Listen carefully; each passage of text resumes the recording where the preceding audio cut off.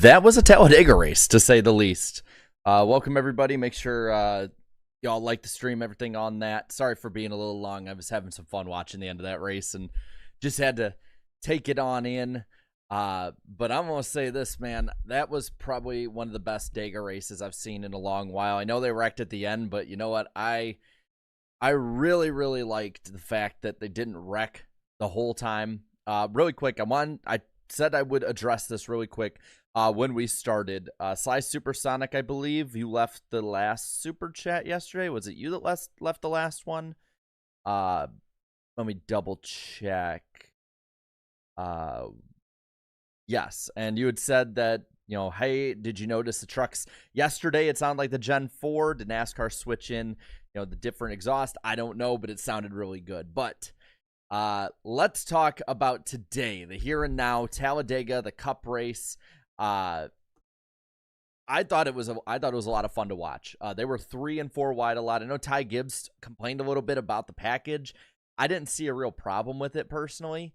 I think, maybe he wasn't able to make moves, but for the most part, moves were able to be made, and I was happy with that. We'll get to the super chats in a moment, but for now, let's get to the race itself. I will warn you that the results that I'll put on screen will be unofficial.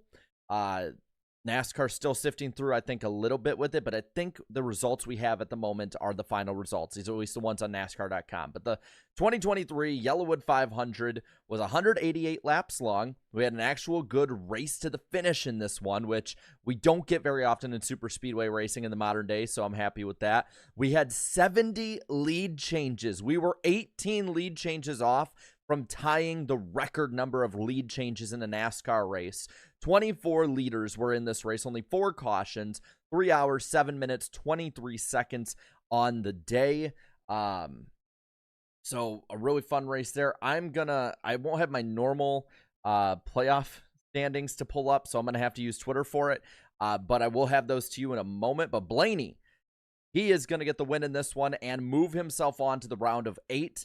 I think the driver a lot of people probably didn't think would, but he wins by 12 1,000ths of a second over Kevin Harvick. Harvick so close to getting that elusive win, but man, that is rough for Harvick. William Byron 3rd, 4th Denny Hamlin, 5th Corey LaJoie, 6th Austin Cindric, 7th Justin Haley, Chase Elliott with an 8th place run today. Then you have Preece and Herbst, and I believe they might have switched up the top 10 a little bit. Let me double check on this end. Nope, that's how it is at the moment. How it was after the race as well. Then after that, you've got Daniel Suarez in 11th. 13th is Chandler Smith. Then Todd Gilliland 13th. 14th is Chase Briscoe. 15th will go to Christopher Bell. 16th goes to Kyle Larson. 17th, Tyler Reddick. Then Almirola 18th. 19th, Truex. And Chris Buescher in the 20th position to end this race. So that's your top 20. A lot of these guys got caught up in that crash right at the finish.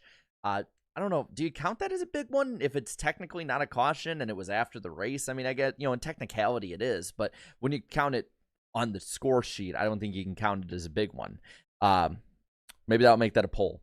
AJ Allmendinger in 21st. 22nd is Michael McDowell. 23rd is Ricky Stenhouse Jr. Bubba Wallace, a disappointing 24th place run today. Dude just can't finish plate races, man. He gets either shuffled out or in a wreck or something. Nothing against how bad or good he is at these tracks. It's just can't finish them. Joey Logano with the 25th place run today. Kyle Busch, 26th. Top 26, all finished within a second of each other in this race. Eric Jones, 27th. 28th goes to Ty Dillon. Alex Bowman, 29th. 30th, a lap down for BJ McLeod. Then 31st for Brennan Poole, 2 down. The rest of these guys out of the race. 32nd place, Harrison Burton. 33rd place, Brad Keselowski. Austin Dillon, 34th. 35th, Ty Gibbs. Then Carson Hocevar, 36th. JJ Yaley, 37th. Good old Ross Chastain comes home with a 38th place run. Be sure to subscribe to the channel. We're less than 100 away from, I believe, 66. We can initiate order 66,000 subscribers. And while we talk, we will have the results up top. Poll is up on the channel as well. And I got the playoff standings before we get into the race and super chats. Looking at the playoff standings as we run, William Byron and Ryan Blaney are in the next round, seeing how they have a win. After that, Denny Hamlin is plus 50. Hamlin basically just needs to finish the race at the Roval, wherever that may be. After that, you got Christopher Bell plus 22 in fourth. Fifth is Chris Buescher plus 19. Truex plus 17. And then Kyle Larson plus 15. Brad Keselowski, even with the bad run today, 2 up over Tyler Reddick, who is 9th. 10th is Ross Chastain, 9 back. As is Bubba Wallace, 9 back. The only driver I think that's in a must-win heading into the Roval is Kyle Busch, 36 points out. Rough day for Kyle Busch. But let's get into a bit of this really quick. Thank you to Michael Kelly Gilliam for gifting 12 memberships. I'm assuming why is the Ryan Blaney effect. By the way, lick the like button. Let's get over 100 likes as we go through this right now. Captain Tanker Joe, thank you for the 5. I was convinced Byron or Larson would win, but Blaney is a pleasant and welcome surprise. I'm with y'all on that one. I like Blaney. My brother's a fan of Blaney. He's always been cool to, Blaney's always been cool to me, so I like that. Fred Dog 81, thank you for the 2. Gutted for Harvick. I really wanted that. I really wanted one more win. Yeah, it sucks that he couldn't get the win, but again, Blaney at least is a good winner. James Greer, thank you for the 2. Let's go. Hashtag 12. Marky Mark, thank you for the $12 super chat. Very happy for us Blaney fans. Phoebe for 5. All that matters is there was, in fact, a shake and bake. 41 went by the 14. Pretty cool stuff there. We'll talk about the Talladega Nights references in this race tonight. Hutch J61 for 2. I'm heartbroken. At least Harv was smiling. Not much more he can do. He races for Stewart Haas Racing. Matt Brown, thank you for the 5. Well, I guess us 5 fans will take a 14th. No thanks to that hack, Corey LaJoy. Stick to doing podcasts is what he's saying. That's just super speedway racing a bit, but he says also proud of Kyle and Cliff for fighting it. And then Tyler McGonigal, thank you for the 2. I thought we were going to get another blowover today. I'm not going to read it the way that you put it. I don't want to get taken out of context. Let's look into this race, though. And then we'll talk about the Truck Series race and the wild fight between, I don't know if fight or beating almost, between Matt Crafton and Nick Sanchez, as well as the injuries from the truck race yesterday. We'll talk all about that at the end of the show. Well, let's start off talking at least about the first stage here. Eric Almirola wins the pole really strong for the most part today. Just things don't line up the right way. There was a lot of lead changes at the end. I don't see how people are saying there's no lead changes with this.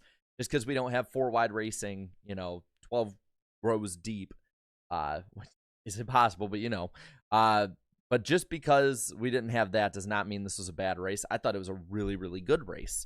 But Almirola gets the pole. The start of the race is very organized. 2 by 2. They're racing pretty nice, but on lap 4 or 5, the third lane gets formed up, and we're having 3-wide racing throughout the pack. I think at this point, all of us are probably just like, yep, they're going to wreck soon. I thought that. I put that in some of my group chats. They didn't, and I was pleasantly surprised by that. They did not wreck at all in this race. Again, very happy with that. I don't like watching wreck-fest races. Now, I will say this. I think it was lap 20. Ryan Preece, a.k.a. Ricky Bobby, got up to the lead a little bit and looked, honestly, pretty racy, especially being the first super speedway race back since his wild flip at Daytona. A few green flags stopped, or the green flag stop started at lap 39. I believe there's only one penalty on them, and that was Eric Jones having too many men over the wall, but nothing really to end Jones' race per se. But the stage would end out with Ryan Blaney winning it over William Byron, Kyle Larson, Chase Elliott, and Alex Bowman, so over all the Hendrick cars. And then after that, you had Cindric, Haley, Harvick, Logano, and Preece, your top 10. Really quick, I'll thank you guys for super chats. Nick, thank you for the 5. Larson finishing a plate race has been a wet dream of mine. I don't care if he was spinning across the line. This is a win. It really is, because I do think that he's going to be pretty fast at the Roval. He may even be the favorite for all that we know. I'll look more into that this week. NASCAR Weekly Podcast on this channel this week. And also this Saturday, if you're in the Nashville area, I will be doing the pit reporting for the Nashville Fairgrounds. So a lot of fun there, a little one-off kind of deal. I cannot wait to do that. I'm really excited. But if you're there, be sure to watch. If not, watch on Racing America. And you'll hear some familiar voices with me and a IDK player, a.k.a. Jonathan Ramos. So going to be a lot of fun, man. Going to be a lot of fun. Fun week ahead. FredDog81, thank you for the 5. Is the Keselowski crash really his fault, or is it just a racing deal? The commentary seemed rather harsh on him for trying to get back up to the front. We'll talk about that in a bit. But I think it was more a racing deal. You can blame him for pushing someone who doesn't have experience, but at the same time, how are you going to get that experience if you're not put into the fray? Plus, Hocevar had a quick car. He had at different points been up in the top 10 and top 5 racing up with the leaders. So I don't see issue with it, I guess. I see in the chat, when was the last time, this is from Lara Lewis, when was the last time a Talladega race finished at the scheduled distance? It feels like it's been a while. It really does. I'm happy with it, though. It's about time. I get so sick of these races that end with tons of crashes, so to see a finish like this, now 2 years in a row in this race, yeah, there was a crash after the race. Stuff like that does happen. We've seen that even in really good super speedway races that don't have many crashes. Just stuff like that happens. I think that's excusable. So last year, and that's other than that, man, it feels a lot like it's been a while. But the next gen, it's either wrecking a lot or really good racing. And today we got the really good racing part of it. Now stage 2, we had a restart on lap 65, starting this new stage out. The 12 and the 9 led it to start out with, but it was a lot, again, of 2 and 3 wide racing, a lot of shuffling of the lead. Usually I'm able to keep track of the lead changes under green, but this one, there was just all the lines worked at different times. You had 3 wide racing, you had 4 wide racing, stuff like that. And I think after the wreck with Bell and Busch and Buescher and Buescher and Chastain, which from what it sounded like, I think Stenhouse might have ran out of fuel or been sputtering. But that one, I think, kind of really mulled them all down, because you saw Chastain make that like bonsai 4-wide move up the middle and pretty much crashed himself. That's why he finished last in this race. But I think after that, they settled down a little bit, but it wasn't necessarily, what's the word? It wasn't necessarily over-aggression by any means. I thought it was just the perfect level of aggression that they could have had in the second half of this race in a lot of ways, in the second stage too. And again, we had green flag pit stops, and shocking, Denny Hamlin speeds on pit road. I've never heard that one before. It might be, Denny says it's his year, but he still manages to pull a Dennyism and speed on pit road. And for a lot of that, he was able to race up there a lap down, pushing guys up towards the front. It was clear that Hamlin had one of the best cars out there, but being a lap down like that and then having to restart once he would get back on the lead lap and move his way through the field, it is hard to move your way through the field with this super speedway package. And we saw it there a lot with Hamlin. We saw it with Bubba and Reddick in the back. The Toyotas were just thoroughly outnumbered in this race, and because of which we're outmatched. And it showed towards the end with some of those guys being stuck in the back that it's like, you just got to find your friends wherever they are. I see Silas in the chat saying, do you guys know that Ty Dillon is in the 54? We'll talk about that. But the second stage went to Brad Keselowski, then Byron, Logano, Austin Dillon, and Chase Elliott 5th. 6th went to Suarez, then Briscoe, Larson, Ty Dillon, and Tyler Reddick. So again, pretty good for in general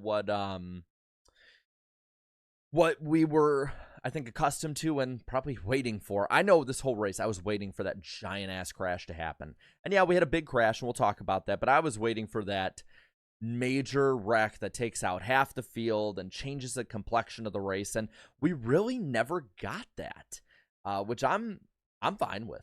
I love having pretty clean, good races, and I think we got that. All right, real quick, I'm take a drink of water, and then we're going to go to the final stage. All right.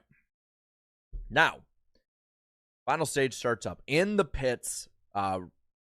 When they well pitted, Ty Gibbs accidentally brought his gas can out of the pits, out of his pit stall, I should say. And by the way, thank you, David Bell, for being a member for the member chat.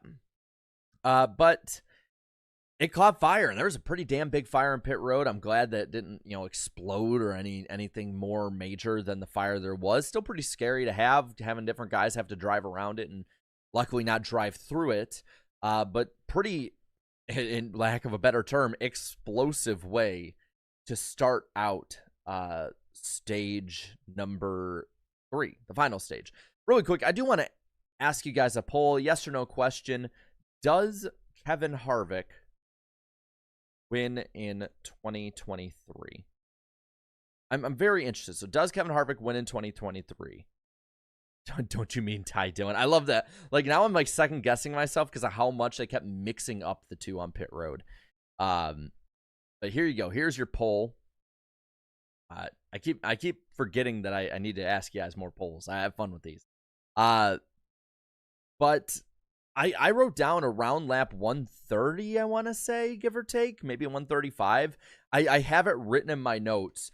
Seriously, how in the actual bleep haven't they wrecked yet? That's what I wrote, because they were racing 3-4, and there was stack ups in the field a little bit. There were guys who would move their way forward and then get shuffled backwards a little bit, and you were seeing times 4 and 5 wide racing, and they managed to keep it together, which is, again, NASCAR, in my opinion, at its best, when these guys can show off how great they are out there, not have to make a stupid bonsai move and crash half the field doing it, and they end up finishing. And as I say that, we have the ambulance flying by, because why the hell do we not? And I would ask best chance, but we don't have only 4 races left. Right now, the heavy majority of y'all are saying no for Harvick, but I'll keep the poll up for a little bit. So, with 36 to go, there was news of Kyle Busch's left front fender coming apart. I don't know if he went down and really got much repair per se on it. I love it. The famous paramedics put some sirens in the chat, or like flashing siren lights in the chat. Let's see what we got. But Busch, I mean, after being caught up in that incident at the end of stage 1, we were kind of expecting that he was going to have something, from it. There's no way he was going to go with nothing whatsoever. And yeah, Phoebe saying that's where the debris came from. That's more what I expected. We got the sirens in the chat. Nice. Keep them going. But yeah, 31 to go was where they're going 4 wide, 5 wide. And finally, with 28 to go, we do get a wreck. Brad Keselowski gets into the back of Carson Hocevar. And by the way, I'm going to end the poll right now. 64% saying he will not win another race in his career. And I'm going to ask y'all this. Your opinion of the wreck with 28 to go. Because for me, I don't think it was a big mistake. I personally thought that it was more of a racing incident per se. I did not think it was necessarily anything that was, bad in any way. But it, ultimately it cost a couple guys their race. Brad Keselowski taken out in it, obviously, as was Carson Hocevar. Ty Gibbs, nasty hit on the inside wall. I'm surprised they didn't show more of that. Austin Dillon was involved in it. AJ Allmendinger had some damage. Of course, you can never have a cup race anymore without Harrison Burton going around. Buescher and Briscoe got a little bit, but not too much. So, like, I guess I'll put, like, is it a major mistake on Brad? If it'll let me. Or is it a racing incident? Because to me, I don't think Brad went overboard. Like, you're coming down to the wire, 28 to go, you're mired back in the pack. You got to push your way through. Like, it's in my opinion, racing incident gets used too much. But, if you're Brad Keselowski, 1, you're in a big playoff battle. But 2, you're in go mode. Even if this isn't the playoffs, you're in go mode because it's difficult under this package to pass a lot of cars from the back. You can do it up front with good runs, but it's harder from the back. And I don't think I don't think it's necessarily too much bad on Brad. With that, we would have a red flag as a safer barrier broke. And with that red flag, we'll take a quick super chat stage break. First off, thank you, Need for Speed 5353, for being a member for 6 months, saying Ty Dillon, disappointed. Yeah, but still, I mean, not the worst. I mean, he got stage points today. And then Twin Spinner for 5. I think that hit messed up Ty Gibbs more than he let on in his interview. He definitely sounded really shook up. It's probably the hardest hit he's taken, especially in the Cup Series. So, but yeah, trust me, we'll talk about the call a little bit. You know, Blaney Harvick. At one point, I think he said Gainey. So I'm like, come on, Rick. Like this is one of the biggest drivers in the Cup Series going for a win. Like, come on, you gotta get the name right. But anyway, we had this red flag. Probably goes like 10, 15 minutes. Maybe a little less length than so far this stream has gone. And with 20 to go, we get the restart. It is Bowman versus Eric Almirola. And then we mostly had 2 lanes. Some people tried to make a quick 3rd lane, but it was only, I want to say, 2 laps or so before we had the debris caution for the front little, I believe, left front fender of Kyle Busch's car losing a piece. Which would lead us down to 13 laps to go. This would be the final restart of the day, I believe. It is Blaney versus Bowman. The 48 and the 4, they get out on the inside to a really, really good run. And then at this point, it's just a lot of swapping for the lead. At one point, all 4 Hendrick cars in the run to the finish were all together. Byron made a move, and I know a lot of people are going to be mad at Byron, like, why didn't you stick with teammates? You know, why not stay in line? Well, Byron at this point, he's looking for extra points for that next round to make sure in the round of 8 it's easier for him. I don't necessarily blame him too much for that. I think it's a move that, you know, people say that they want those who win and are locked into the next round to have a reason to go, and he has a reason to go. He's trying to win his first championship just as much as a lot of other guys out there are right now. And, he had every reason not to stick with guys like Bowman and like, Elliott. I get Larson and, you know, being in line with them, but I mean, teammate or not, like, I don't want to race Chase Elliott not Chase Elliott, Chase Elliott for sure, but Kyle Larson. I don't want to race Chase. Keep saying Chase. Why do I keep going back to Chase? You're like seeing my mouth short circuit with words. I would not want to fight Kyle Larson, and you know, I'd rather, even if he's my teammate, I'd rather Kyle Larson have to go for the win at the Roval rather than be safe for the round of 8. That's just me. But there were tons of guys going up front. At one point, Harvick would battle back up to the front with about 12 to go. Then it was the 9 and the 48 going against each other. The 9 having all 3 Hendrick cars behind him. Harvick now bringing his way back up there. I believe it was 6 to go. Bowman made one too many blocks, and they just split him. He flew right down the sucker hole, right in the middle, and there was nothing he could do at that point. He was, capital S, screwed, and that's where he finished, I believe, all the way in the back. I want to say he finished 29th is where he finished. And at that point, Harvick's up there racing for the win. Herbst was racing up there for the win too. And I was getting excited because I'm like, man, if Riley Herbst steals this win, the meltdown that NASCAR fans will have will be a classic, immense one, and I cannot wait to see. But with like about 4 to go, I think it's Harvick who gets by William Byron. By the way, we are going to end the poll right now because we got what you guys said on that one. Not showing up on my chat anymore, though. That's weird. But he was going against Byron. Then with 2 to go, it's Blaney versus Harvick. And this is the way it's all finishing out. Coming down to the line, they're side by side. Harvick, I believe, has a little bit of doors Blaney, just a little bit, but not nothing too bad. Nothing that's going to wreck him out of the race. They come down to the line, and it was 0.012 seconds. 12 1,000ths of a second is how they end this race, or a little over 100th of a second Really close race. I mean, by Blaney's standards, this actually is probably like a really, really large distance of a win for him. The way he managed at Talladega to have multiple photo finishes. I believe this is his third Talladega win now, which is crazy to say. I mean, kind of put it in perspective, he has half the amount of Talladega wins already that Dale Earnhardt Jr. had in his career. He's one of probably the 5 best super speedway guys out there. So 12 1,000ths of a second for the 12, as Irvin Alvarado says. The 12 car making it to the round of 8. And now I think I'm able to have 4 options. So I'm going to ask you guys this question heading into the Charlotte Roval. Which of the bottom 4 make the round of 8?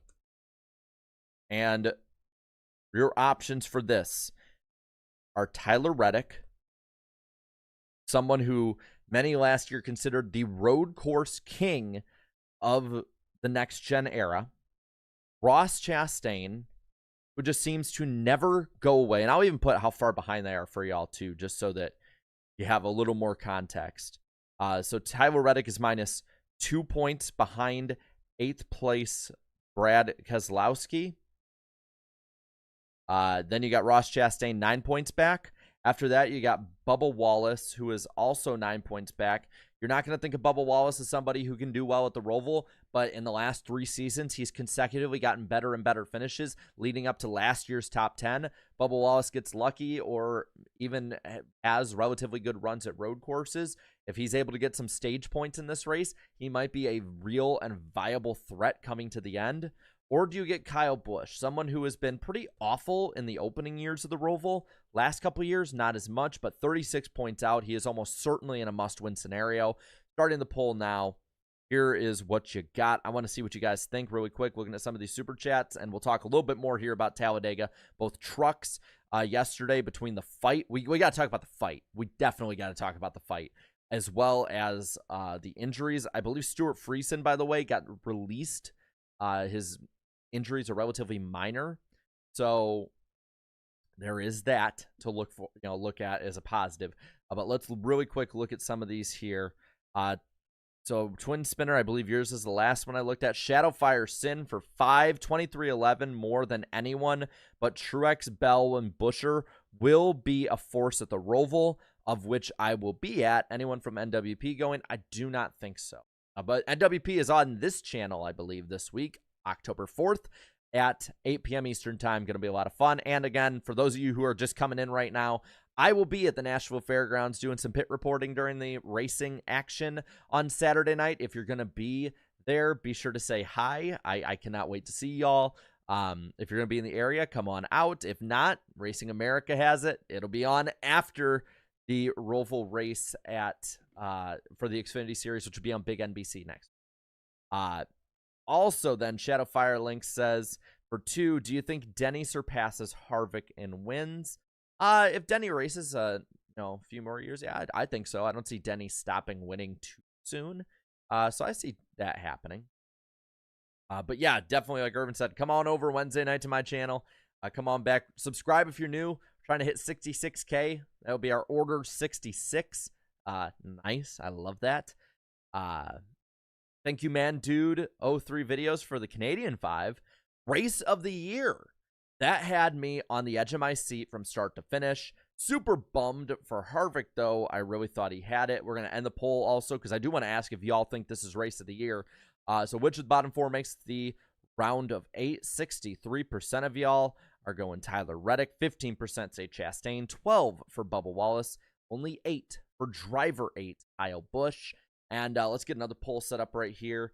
Was this Talladega race race of the year? Now, remember that we also had Kansas that was awesome. We had the Coke 600 that was awesome. Again, 1.5 miles, man. They are pretty damn good. I'm talking about the first Kansas race. Second one was pretty damn good too, though.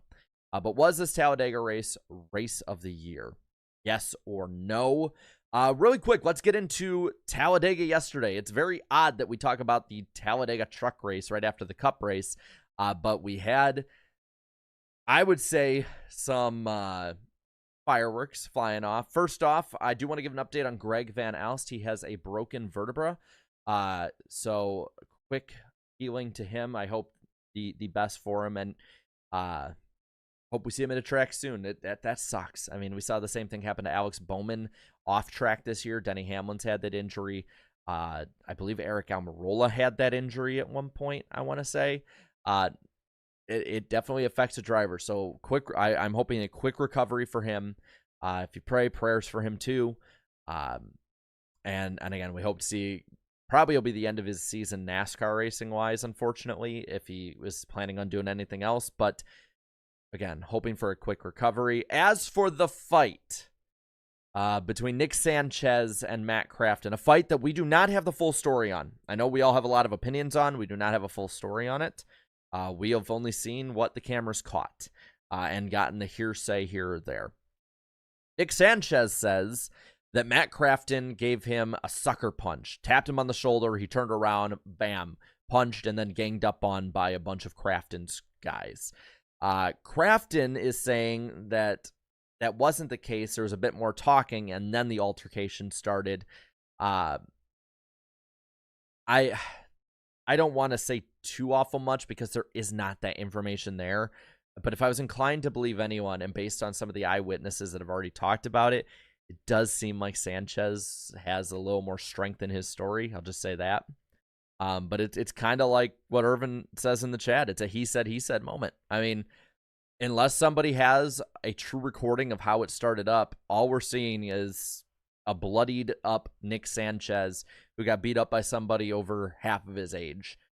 Is this a 20-something-year-old who is just trying to cover his ass for getting his ass kicked? Maybe. Is this a older guy going over the line? Maybe. But is this also an altercation that someone started and then they couldn't finish because of whatever reason? It could be. I know that being a fence sitter on this is not the popular decision or thought on it. But I will say that I don't, very rarely in fights in NASCAR are both parties or one party completely innocent. And I want people to remember that. I know that it's, and Alessandra's right. Crafton has shown before he has a pretty short fuse. But I want to see what happened before it. Like, if somebody out there has footage of what happened before it, I want to see that, man. I really do. Now I will say this, Matt Crafton, I think he definitely overreacted, being upset by that. What I didn't like about his definitely almost PR put together response today was that it was calling it a sucker punch, and then it wasn't a sucker punch. It's like, dude, why are you focusing so much on that? Like, why are you focusing so much on that? So, now I know that in the chat, I believe it was Roper who had pulled Sanchez out of that. I think he's the innocent one in all this, man. He's the innocent one on all this.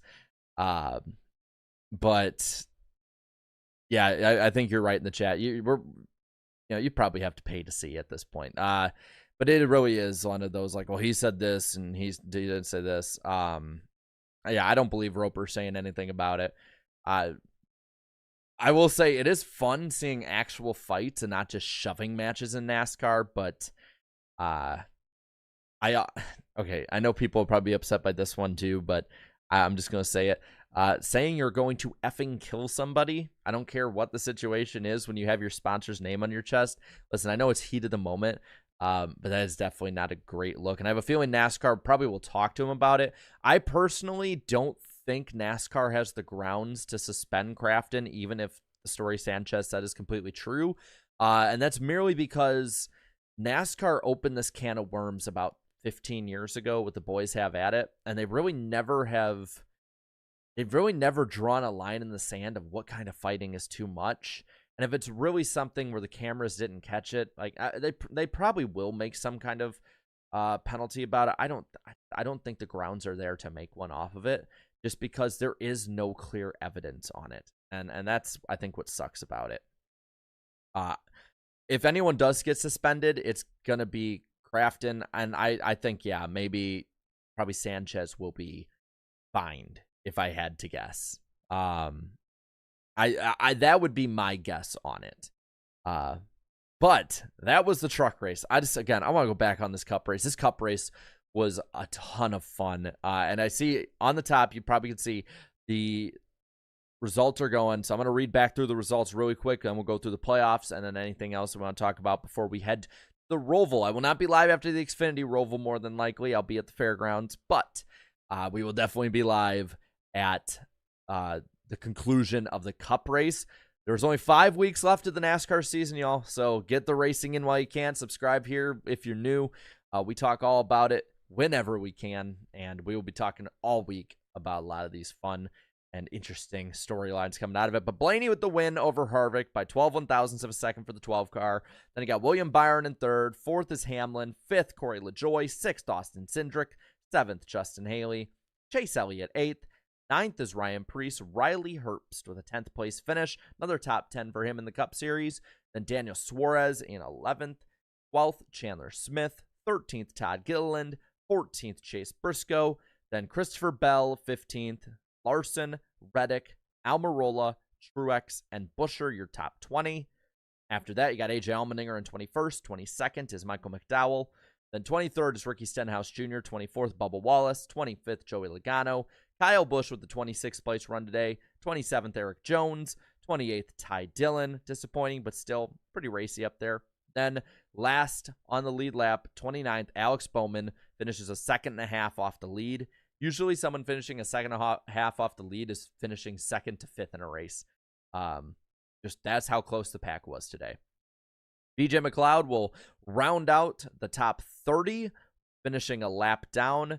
Then Brennan Poole in 31st, 2 down. After that, everyone is out. 32nd place, Harrison Burton. 33rd place, Brad Keselowski. 34th, Austin Dillon.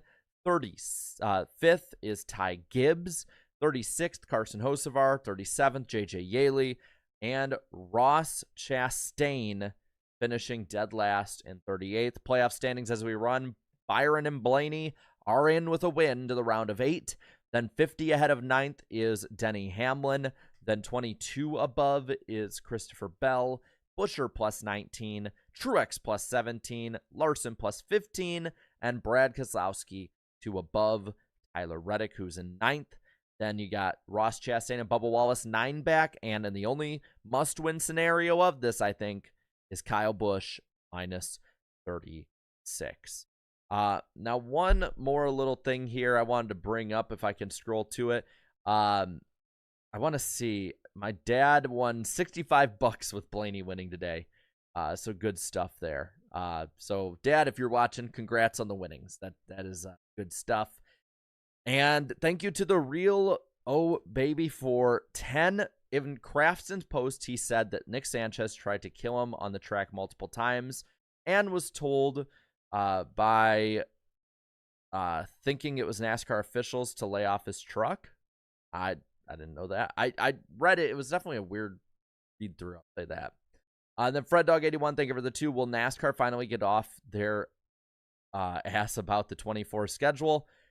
Some people are saying it'll be this week. Other people are saying it'll be like Homestead week. I don't know. I'm so done with being on this. No other.